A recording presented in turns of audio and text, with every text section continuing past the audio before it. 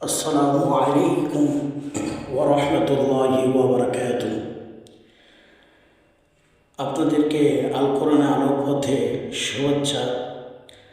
আল কোরআনে আলো পথ এই চ্যানেলটা করার কারণ হলো যে আমরা অনেকে কোরআন সেইভাবে পড়তে পারি না।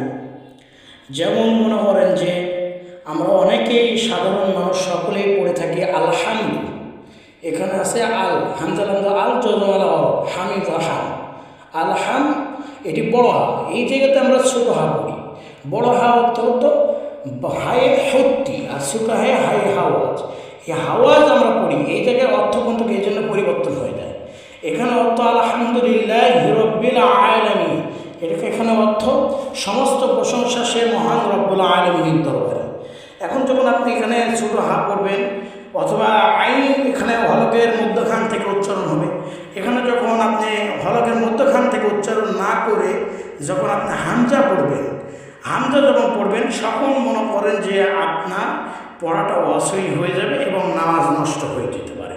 এই জন্যে এই চ্যালেঞ্জটার কারণ হলো আপনাদেরকে পড়াটা সহি করা। এই আলহামদু বড় হা, তারপরে আইন, এই জন্য আমরা অনেকে ভুল করে থাকি আইন আলামিন। তারপরে আবার পরে আয়াতে আর রহমানির রহিম, এই আর রহমানির রহিম পরে আয়াতে এই হামদালা আর তাজদালা হরফ, হামদালা আর দদমালা হরফ, এই দদমালা হরফ যে যেমন তাজদিদ রয়েছে এখানে তো কোনো জের জবর না, এই জন্য তাজদিদের সঙ্গে লাগবে না। হামদার রাহ আর রাহ তাহলে বড় হা, তাহলে এখানে বড় হা উচ্চারণ করতে হবে। এখানে অনেকে পড়ে আর রহমানির রহিম, এখানে যদি আর রহমানির রহিম পড়েন তাহলে আপনার নামাজ নষ্ট হয়ে যাবে। এখানে পড়তে হবে আর রহমানির রহিম। তারপরে মালিকি ইয়াউমিদ্দিন, এই মালিকি ইয়াউমিদ্দিন এখানে এই আয়াতটা আমরা সঠিকভাবে অনেকে পড়ি।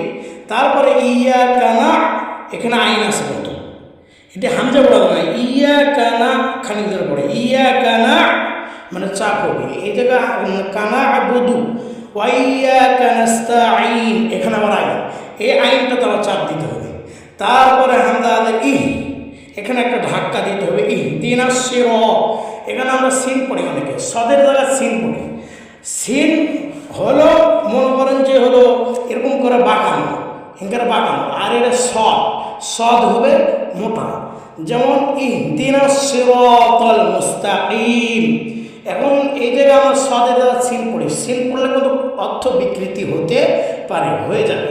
তারপরে মনে করেন যে সিরাতাল্লাযীনা, এখানে সদ রয়েছে, এখানে আমরা খানিকটা সিন পড়ি বলে সিরাতাল্লাযীনা, এর সদ কিন্তু মোটা হবে, মুখ গোল করে মোটাভাবে উচ্চারণ হবে সিরাতাল্লাযীনা আনআমতা আলাইহিম।